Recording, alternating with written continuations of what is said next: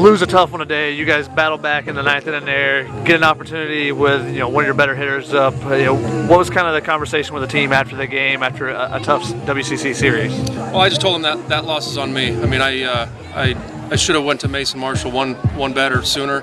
Anderson makes us pay for it. That's the matchup I wanted. I had him ready. But Riley hadn't given up a whole lot to that point. I mean, he had given up one hit, and so I stuck with him.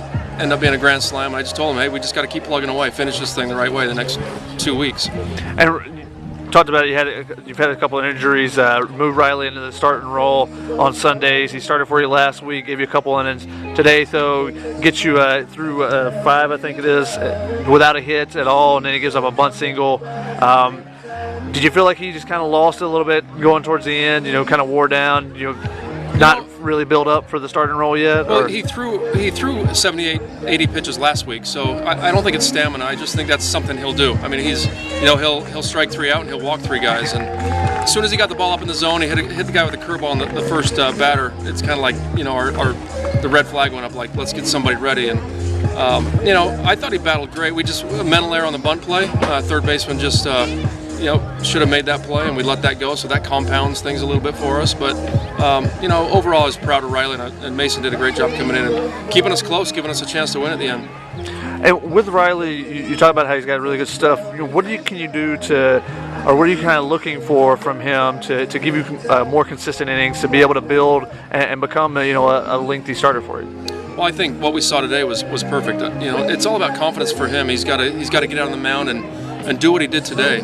You can't replicate what happened today in a high-pressure situation on somebody else's field. You can't replicate that in the bullpen really well. So this is the perfect situation for him, and we'll run him out there again next week, and hopefully he does the exact same thing, and minus that 6th inning would be pretty good.